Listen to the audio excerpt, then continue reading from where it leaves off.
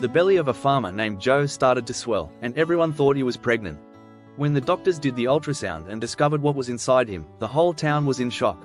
Joe, a poor farmer, was pedaling down a dusty road, his bike creaking with every move. His tired eyes reflected the harsh reality he lived in. The poor guy was dying of exhaustion and hunger, his stomach growling, reminding him he had no money to even buy a sandwich. He hadn't received his salary yet, so he had to settle for the meal he made at the farm. Worries consumed him, from piled-up bills to uncertainty about how he would survive another day. He had no family to help him, having lost his parents in a tragic accident when he was young. Since then, Joe faced life alone, struggling to make ends meet and trying to overcome the difficulties that came his way.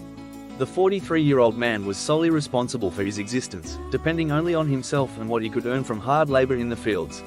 As he pedaled distractedly, his tired body could hardly take it anymore, his muscles burning, and every push of the pedals was a battle against exhaustion. Joe barely noticed the people passing by, coming and going non-stop. His only focus was getting home to rest a bit before facing another scorching day in the fields. It was in this state of exhaustion and worry that the farmer was involved in an accident that would change his life forever. In a moment of distraction, his gaze was fixed on the ground for a while, and he did not notice the car approaching quickly. The impact was unexpected. Joe was thrown to the ground, confused and in pain. He found himself surrounded by a man who hurried out of the car. "Oh my God, I'm so sorry, I didn't see you," exclaimed the clearly terrified driver. Joe, still dizzy, got up with difficulty and looked at the man in front of him. "It's all right," he said, trying to calm the driver. "Let me take you to a hospital to see if anything's broken," pleaded the stunned man. But the poor farm worker just wanted to go home. No, it's okay. I just need to get home. I don't have time to go to the hospital," and despite the driver's insistence on helping him, Joe resisted. Then the car owner pulled out his wallet and gave him some money to at least fix any damage to his bike and buy something for himself. The farmer cheered up and accepted the money, ran to a diner, and ordered a burger. He felt revitalized, although he was still feeling a bit of pain in his abdomen. However, after eating his wonderful meal, Joe went home and slept the best he could. He was okay, not seriously hurt, so he just thanked the heavens for the food he managed to get. But the universe had something he could never have imagined happening in his life. Months passed since the accident, but the worries and difficulties in his life persisted. On a particularly hot day, the man was working in the fields under the scorching sun and that hot wind beating on his body when something happened. While he was in the middle of the plantations, Joe started to feel sick. The unbearable heat seemed to drain his energies, making him dizzy and weak. His body begged for rest, but he was afraid to stop, knowing that every moment of work was an opportunity to get some food or money, and he was also afraid of being fired. However, he was getting worse every minute, felt overwhelming dizziness, his vision blurred, and his legs failed. He tried to hold on to a nearby tree, but the weakness was relentless. Some farmers who were with him working called out. However, with a last breath, he fainted, falling unconscious to the dusty ground. The men around entered a panic when they saw him fall. They ran to him, shouting for help, and trying to understand what was happening. "Someone call an ambulance, quick!" exclaimed one of the colleagues, while the other grabbed water to throw on Joe's face, hoping to wake him up. "Joe, stay with us, stay strong," shouted the other amid the frenetic agitation. The minutes seemed like an eternity when the worker remained unconscious. Finally, the ambulance arrived, bringing a mix of relief and anxiety. The paramedics quickly approached Joe, assessing his condition and putting an IV in his vein. At the hospital, after a general analysis, the doctors reached a diagnosis. "It's just dizziness caused by excessive exposure to the sun and low blood pressure," explained one of the doctors to the farmers who awaited the news. "He'll need rest and proper care to fully recover, but he'll be fine." Joe knew he needed to recover quickly to return to work and ensure his livelihood. He could not afford to be debilitated for long. However, the man still had no idea that the dizziness and fainting were just the beginning of an unthinkable journey that would change his life forever. Soon, his belly began to grow rapidly, and he started to feel discomfort similar to pregnancy symptoms: nausea, vomiting, and a feeling of heaviness, increasing confusion and fear. Joe looked at himself in the mirror, perplexed and scared by what he saw. He felt his growing belly, trying to understand what was happening. "This can't be real. What's going on?" he thought aloud, completely bewildered. He went to work anyway, but soon felt dizzy again and stopped. His friends tried to comfort him, but there were other men who wouldn't leave him alone. "Hey, what did you do, huh, Joe? What's with the pregnant belly? Did you get pregnant or something?" This only made the man even more confused and scared. Is it possible? But how? "I'm not a woman," thought the poor worker, suffering in silence. The news spread through the town like a trail of gunpowder. People were perplexed and worried. Everyone wanted to know what was happening with the farmer. Was it really possible? Was he actually pregnant? Speculation invaded the town. Some believed it was a miracle, others doubted the veracity of the story. Joe was the center of attention, and each day more curious people and reporters came looking for answers. The poor man couldn't appear at his front door without someone there wanting to see or touch his belly, which grew exactly like in a pregnancy. Joe felt increasingly cornered, wrapped in endless anguish and contradictory emotions. He didn't know how to explain what was happening to him, and the fear of society's judgment consumed him. The friends from the farm, those few who remained by his side, tried to comfort him. "Joe, don't worry, we're here with you," said Peter, one of his closest friends. "We can't let the negative comments affect you. You're not alone." However, the confusion and terror of actually having a baby inside him still dominated his thoughts. What did I do to deserve this? If I really have one, what does it mean? He questioned himself, crying alone, especially at home. And you think the problem stopped there? When his belly reached the size of a 7-month pregnant woman, it was becoming impossible to work. Besides, his boss was constantly threatening to fire him, and there was mockery from the other farmers. They laughed and made tasteless jokes. Joe felt embarrassed and humiliated as if he were a spectacle for others' entertainment. While working, he heard the whispers and muffled laughter around him. Every sideways glance was a stab in the heart, reminding him of his inexplicable condition. He even had people who cared about him, like his farmer friends, who always asked, "Why haven't you gone to see a doctor, Joe? They might be able to help you figure out what's going on."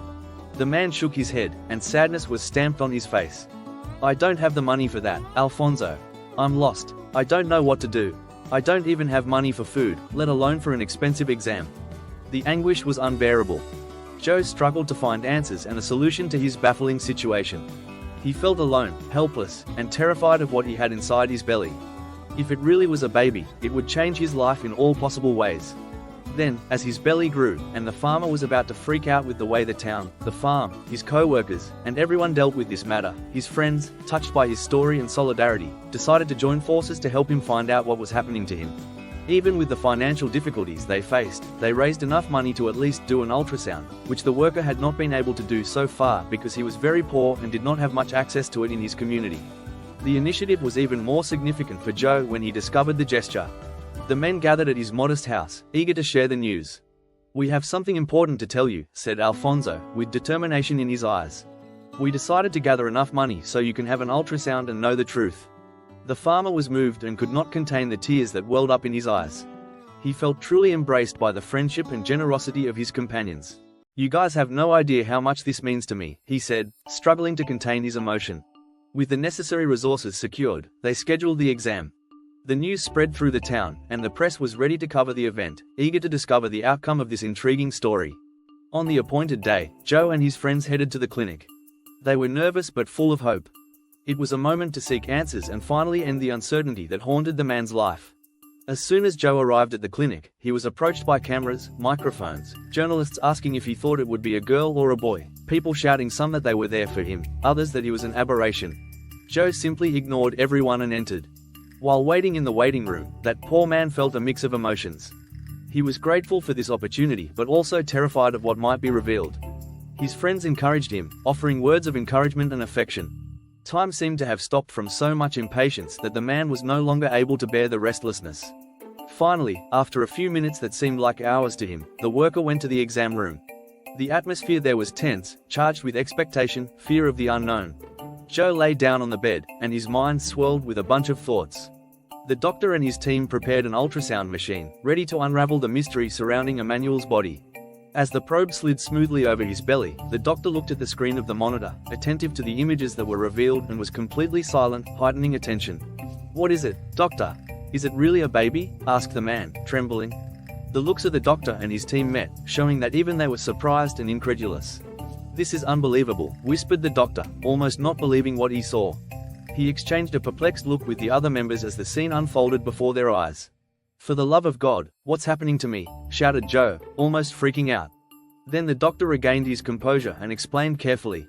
"Joe, the ultrasound revealed something extraordinary. You're not pregnant with a baby, but there is something inside you, and it looks human." Joe was stunned. His eyes widened as he tried to process the information. "What do you mean, human?" The team that was present said they would join together to pay for the exams. He would need to find out what that was. Everyone there was too curious to let that story go.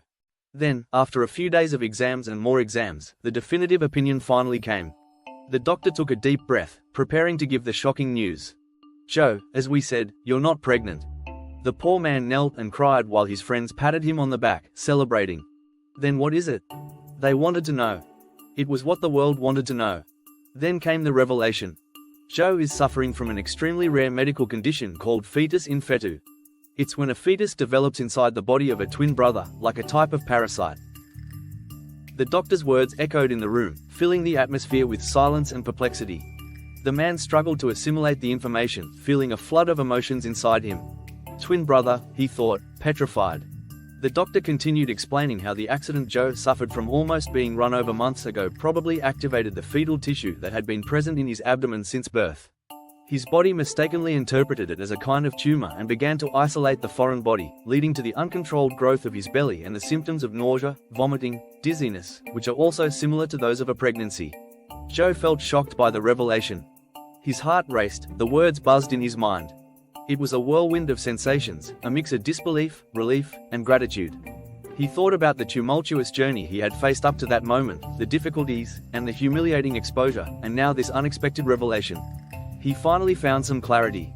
He was grateful to finally understand what was happening inside his body, despite the fright and the mystery surrounding his condition. He felt deeply relieved not to be pregnant but instead carrying a part of his twin brother, as bizarre as that was. Joe, who had always seen himself alone since childhood and later also with the death of his parents, now felt something as if he had never truly been alone since inside his mother's womb, he had company. It's strange, we know, but let's understand what goes on in the head of that man who lived torturous days, right? Joe left the exam room with a mix of emotions, embracing life and finding the strength to move forward now that he understood a little more about himself. The surgery to remove the petrified fetus was scheduled and went smoothly. The farmer returned to being just one man. However, his life was now another because the extraordinary story of the man who was not pregnant echoed throughout the country, capturing the attention of the media and the population. Interviews were scheduled, television programs became interested in his story, and Emmanuel found himself at the center of attention and curiosity. The cameras were directed at him, microphones approached his mouth, and questions were asked. The field worker, still shaken by the revelations of his condition, tried to remain firm each time they touched on the subject. "How do you feel now after discovering the truth about your condition?" the reporters asked. Joe took a deep breath before answering, searching for the right words to express his complex range of emotions. "It's a relief and also gratitude for it not being anything serious, a bit of loneliness for knowing that I could have a brother to be with me today, but I'm okay, I'm fine," he said, moved. The interviews continued. Emmanuel shared his story frankly but also of struggle, hoping it could inspire others who were going through similar challenges. And with all this fame, the man earned a lot of money from the recognition of his unbelievable story. Joe took advantage of the money to invest in himself. He enrolled in vocational courses, seeking to acquire new skills and knowledge that would help him open new professional paths. He was not only overcoming adversities but also building a more prosperous and satisfying life. Over time, Joe began to reap the fruits of his new visibility and his efforts to improve his life. He acquired a small house, providing him with stability and a place to call home. The former farm worker also stayed close to his friends, those who supported him during his tumultuous journey. He shared a portion of the resources he obtained from his unexpected fame and helped him leave the farm as well. The camaraderie that united them strengthened even more. Joe understood that his path was just beginning. He was aware that his story had not only a happy ending but also a beginning full of possibilities and a bright future ahead. What do you think of this story? Do you think they acted right? Leave your comment below to know your opinion, it is very important to us. If you like this exciting story, help us by leaving a like and subscribing to our channel. Thank you very much for watching us and see you in the next story.